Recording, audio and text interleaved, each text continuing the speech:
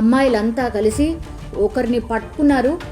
చున్నీతో అతన్ని కట్టేసి పోలీసులకు కాల్ చేసి ఆ దుండగుడిని అప్పగించడం జరిగింది. కానీ ఒకటి చెప్తున్నారు, ఆడపిల్లలైతే ఈ ఇన్సిడెంట్ తర్వాత ఇది మొదటిసారి కాదు, చాలా టైమ్స్ మేము చెప్పే ప్రయత్నం చేసాం. ప్రిన్సిపల్కి కానీ వీసీకి కానీ చాలా టైమ్స్ మేము చెప్పే ప్రయత్నం చేసాం. మాకు సెక్యూరిటీ వైజ్గా చాలా లోపాలు ఉన్నాయి.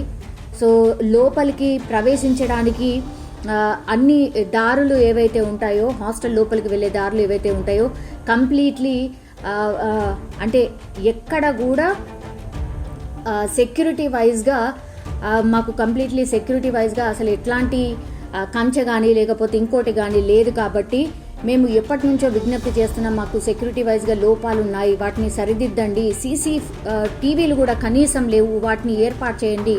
ఆడపిల్లలము, మేము ఎట్లా ఉండాలి, మాకు భయం వేస్తుంది అన్నటువంటి మాట చెప్తున్నారు. అండ్ ఆడపిల్లలు కాబట్టి తల్లిదండ్రులు కూడా చాలా టైమ్స్ ఇట్లాంటి వార్తలు చూసినప్పుడు కూడా వాళ్ళు కూడా చాలా టైమ్స్ ప్రిన్సిపల్ కావచ్చు, ఓయూకు సంబంధించిన ప్రిన్సిపల్ కావచ్చు, లేదంటే వీసీకి కావచ్చు విజ్ఞప్తి చేసే ప్రయత్నం చేశారు. ఆడపిల్లలు ఇట్లాంటి హాస్టల్లో ఉంటున్నప్పుడు, చదువు కోసం వాళ్ళు వచ్చి ఉంటున్నప్పుడు మరి ఇట్లాంటి కనీస సెక్యూరిటీ ఉండకపోతే ఎట్లా ఉంటారు అన్నటువంటి మాట ఎన్నిసార్లు వాళ్ళ పేరెంట్స్ వచ్చి విజ్ఞప్తి చేసినా కూడా పట్టించుకోలేదు. ఇప్పుడు పట్టించుకోలేదు అన్నదానికి నిదర్శనం ఇక్కడ మనకు స్పష్టంగా కనిపిస్తోంది. అర్ధరాత్రి ఈ ఇన్సిడెంట్ జరిగింది. పూర్తిగా హాస్టల్లో ఆడపిల్లలు మాత్రమే ఉంటారు. ఉస్మానియా హాస్టల్లో కేవలం ఆడపిల్లలు మాత్రమే ఉంటారు, మనందరికీ తెలిసిందే. సో వాళ్ళందరూ కూడా కాలేజ్ స్టూడెంట్స్, వాళ్ళు వెళ్ళి అక్కడ ఉంటూ చదువుకుంటున్న పరిస్థితి. కానీ వాళ్ళకి సెక్యూరిటీ వైజ్గా అక్కడ ఉన్నటువంటి లోపాలు రోజు కూడా భయంగానే వాళ్ళు ఉంటున్నటువంటి సిచ్యువేషన్. కానీ తప్పనిసరి పరిస్థితుల్లో అక్కడ ఉంటున్నాం, కానీ మాకు సెక్యూరిటీ వైజ్గా చాలా లోపాలు ఉన్నాయి. సో దయచేసి పట్టించుకోండి, దయచేసి మా విన్నపాన్ని పట్టించుకోండి అని ఎన్నిసార్లు విజ్ఞప్తి చేసినా, కొన్ని సంవత్సరాల నుంచి నేను విజ్ఞప్తి చేస్తున్నా కూడా మా మాటలు అసలు పట్టించుకోవట్లేదు. అయినా సరే భయంతో మా జాగ్రత్తలో మేము ఉంటూ ఇక్కడ ఉంటున్నాము. కానీ ఈరోజు ఇన్సిడెంట్ ఏదైతే జరిగిందో కంప్లీట్లీ ఈ దుండగులు ఎవరైతే ఉన్నారో, ఇద్దరు దుండగులు వచ్చారట. కానీ ఒకతన్ని డేర్ చేసి అమ్మాయిలు పట్టుకొని చున్నీతో కట్టేసి పోలీసులు వచ్చే వరకు వాళ్ళే అతనికి కాపలాగా ఉంటూ పోలీసులకు అప్పగించడం జరిగింది.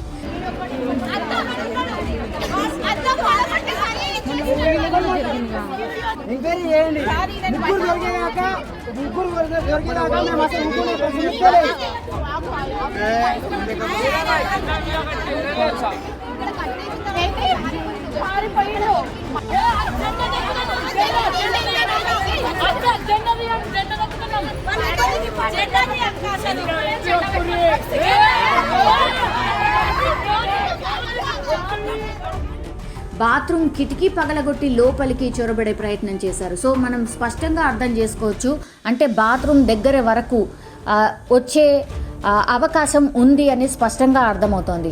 సో చాలా టైమ్స్ ఇట్లాంటి ఇన్సిడెంట్ జరుగుతున్నాయి, కానీ మమ్మల్ని ఎవరు పట్టించుకోవట్లేదు అంటూ ఈరోజు మార్నింగ్ నుంచి అయితే, అంటే గత రాత్రి జరిగినటువంటి ఇన్సిడెంట్, సో మార్నింగ్ నుంచి పూర్తిగా హాస్టల్ ముందర అందరూ ఓయూకి సంబంధించిన క్యాంపస్ స్టూడెంట్స్ అందరూ వచ్చి ధర్నా చేస్తూ ఉన్నారు.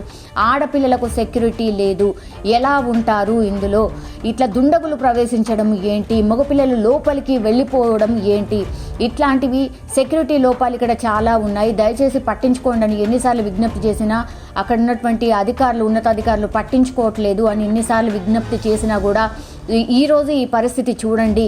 ఈ గతంలో అయితే ఇప్పుడు ఆ దుండగుడు ఎవరైతే ప్రవేశించాడో వాళ్ళని పట్టుకున్నారు, కానీ గతంలో చాలా టైమ్స్ వీళ్ళు పట్టుకునే ప్రయత్నం చేసినా కూడా వాళ్ళకు దొరకకుండా తప్పించుకొని మళ్ళీ పారిపోయారు. సో రెగ్యులర్గా ఇట్లాంటి ఇన్సిడెంట్ జరుగుతున్నాయి. రాత్రి అయితే భయం అవుతోంది అన్నటువంటి మాట చెప్తున్నారు ఆడపిల్లలంతా కూడా. ఈ రోజు అయితే పూర్తిగా ఓయూ క్యాంపస్ హాస్టల్ ముంగర పూర్తిగా ఓయూకి సంబంధించిన పిల్లలందరూ నినాదాలు చేస్తున్నారు. ఉన్నతాధికారులు వచ్చి మాట్లాడండి, ఈ సమస్యకి పరిష్కారం మాకు ఇమీడియట్గా కావాల్సిందే, వీసీ కావచ్చు అండ్ అక్కడ ఉన్నటువంటి ప్రిన్సిపల్ కావచ్చు వచ్చి దీనికి ఆన్సర్ చెప్పండి.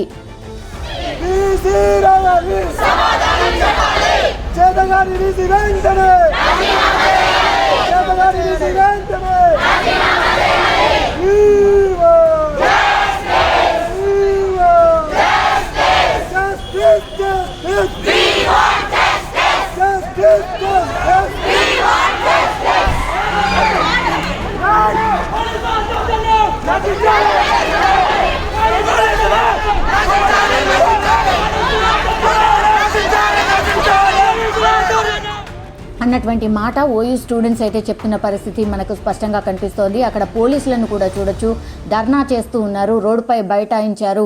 దీనికి ఏదైనా పరిష్కారం కావాల్సిందే అన్నటువంటి మాట చెప్తున్న పరిస్థితి కనిపిస్తోంది.